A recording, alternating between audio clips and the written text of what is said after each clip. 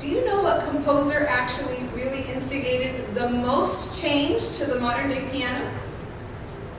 What composer? You've heard of Bach. I hope you go home and look up some music on YouTube by Bach. Beethoven.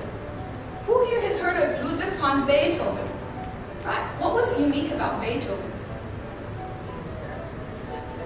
Yeah, by the third period of his life, he totally lost his hearing.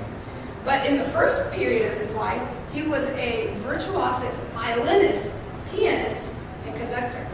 And because he knew what the orchestra could do, he said, "Oh, this instrument doesn't give me enough color, it doesn't let me do what I wanted to do with my heart."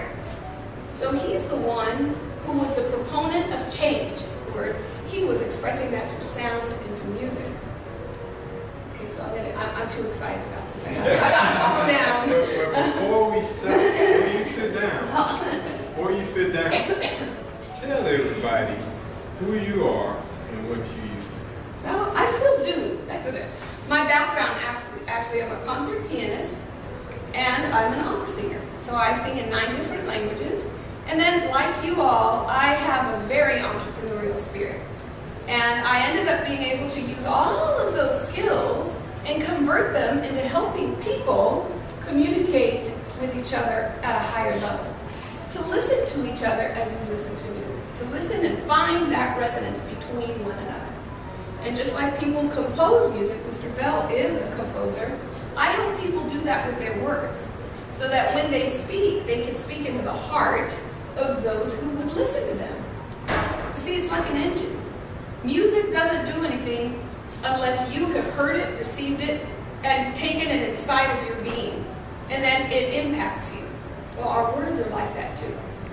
Okay, so Mr. Francesco is a friend. Matteo, we didn't get to tell you who Matteo is. Do you all know what a basilica is?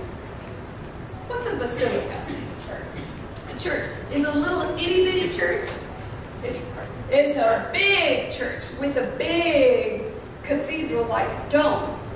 Okay, so the sound in there is beautiful. But in Rome and in Italy and in Milan, they have basilicas, huge, beautiful churches. Well, Mr. Matteo is the chief organist for the Basilica in Milan.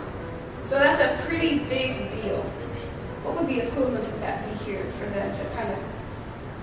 Oh, let's see, that could be probably one of the artists that I mentioned in the first presentation. We talked about Herbie Hancock. Remember you guys here on the first one? They may not know who Herbie Hancock is. Herbie Hancock is a... Pardon? That's before their time. Yeah. Who is... I've heard of him. You've heard of Herbie Hancock. Okay. So just imagine Alicia Keys. Okay? Y'all know Alicia Keys. Is she kind of important in the music scene today? Okay. Mr. Matteo and Mr. Francesco are the Alicia Keys of the classical world in Europe.